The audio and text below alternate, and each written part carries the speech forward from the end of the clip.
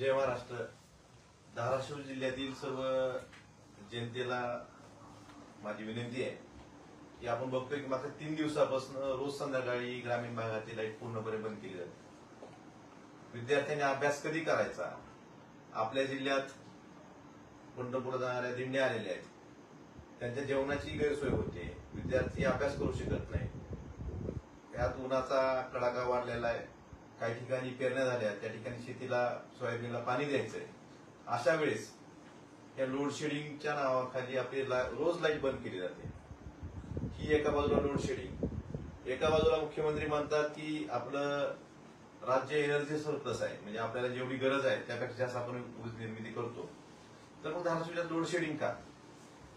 आणि आपल्या जिल्ह्याच्या बाबतीत जर सांगायचं झालं तर आपल्या जिल्ह्यात पवनचक्की, सोलरचे प्रोजेक्ट यातून जवळपास 1000 मेगावॉट वीज तयार होते आणि ती वीज बाहेर दिली जाते आणि आपला जिल्हा अंधारात ठेवला जातो.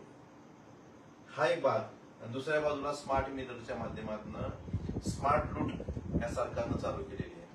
या दोन्ही महावितरणच्या ऊर्जा विभागाच्या ह्या दोन्ही अन्यायकारक गोष्टीच्या विरोधात आपण उद्या धाराशिवचं जे अधीक्षक अभियंता कार्यालय आहे या ठिकाणी एक आंदोलन ठेवलेलं आहे शिवसेनेच्या वतीने, शिवसेना उद्धव बाळासाहेब ठाकरे या पक्षाच्या वतीने. माझी धाराशिव धाराशिव जिल्ह्यातील जनतेला विनंती आहे की आपण या ठिकाणी मोठ्या संख्येने उपस्थित राहावं. कारण आम्ही विधान भवनात आवाज मांडतो, पण रस्त्यावरची लढाई सुद्धा या ठिकाणी लढणं गरजेचं आहे. त्यामुळे शिवसैनिकांना मोठ्या संख्येने या ठिकाणी आपल्या अन्यायाच्या विरोधात वाचा फोडण्यासाठी आपण या ठिकाणी उपस्थित राहावं. उद्या सकाळी 11 वाजता अधीक्षक अभियंता कार्यालयासमोर सगळ्यांनी मोठ्या संख्येने उपस्थित राहावं आणि आपण त्यांना जाब विचारू की रोज लोडशेडिंग का केली जाते.